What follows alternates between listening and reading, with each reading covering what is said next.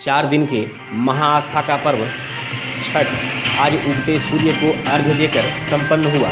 जमशेदपुर स्थित सूर्य मंदिर परिसर में पूर्व मुख्यमंत्री रघुवर दास सपरिवार अर्घ्य देने पहुंचे।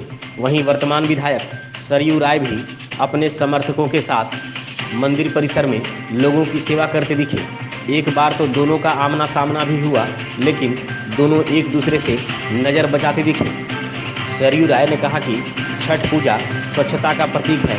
यदि हम इस पर्व को मानते हैं तो प्रधानमंत्री को स्वच्छता के लिए आमजन से अपील नहीं करनी पड़ेगी। उन्होंने कहा कि कोविड-19 के निर्देशों का जमशेदपुर के लोगों ने पालन कर एक अनुकरणीय उदाहरण पेश किया है।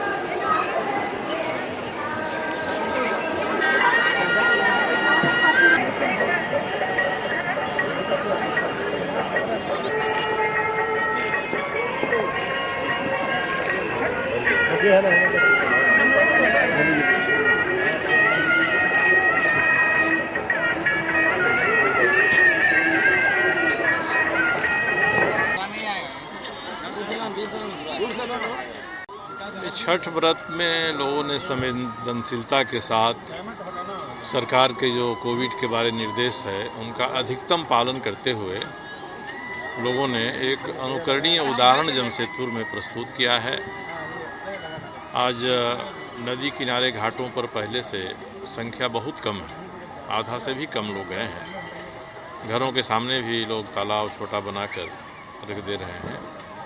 तो विशेष परिस्थिति में हमारा आचरण कैसा होना चाहिए, इसका प्रदर्शन जमशेदपुर के नागरिकों ने किया है और हम लोग यथासंभव उनके साथ जुड़कर, उनसे मिलकर उनकी खुशियों को हम लोग बांट रहे हैं।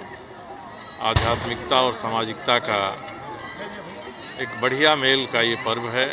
इसमें कोई पंडित नहीं होते हैं, इसका कोई ग्रंथ नहीं है, पूजा की पद्धति नहीं है और सबसे बड़ी विशेषता है कि डूबते हुए सूरज को भी अर्घ दिया जाता है।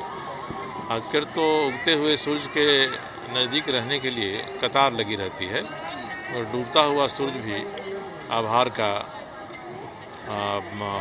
हकदार है, इसलिए हमारे यहाँ उसकी भी पूजा की जाती है।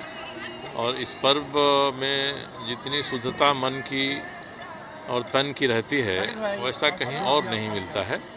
जो पर्व नहीं कर रहा है वह भी इसमें शामिल होता है कि हम कैसे छठ व्रतियों को कोई ना कोई सहयोग, कोई ना कोई सुविधा हम प्रदान कर पाएँ। बहुत सारे लोग तो संपत्ति रहते हुए भिक्षाटन करके इस पर्व को करते हैं।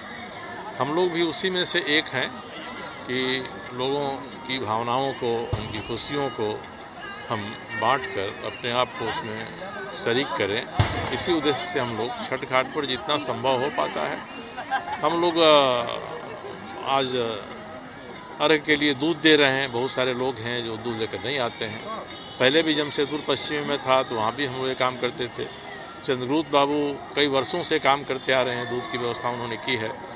तो इस तरह से जो सहभागिता हो सकती है वह सहभागिता हम लोग प्रयास कर रहे हैं कि लोगों से जुड़कर इस व्रत के माध्यम से इसकी पवित्रता को आत्मसात करते हुए अपने जीवन में हम थोड़ा इस संदेश को उतारें। अगर इस पर्व से हम प्रेरणा लें तो किसी प्रधानमंत्री को स्वच्छता का संदेश नहीं देना पड़ेगा, न कोविड के बारे में इस तरह से चिल्ला कर लोगों को अनुदेश देना पड़ेगा।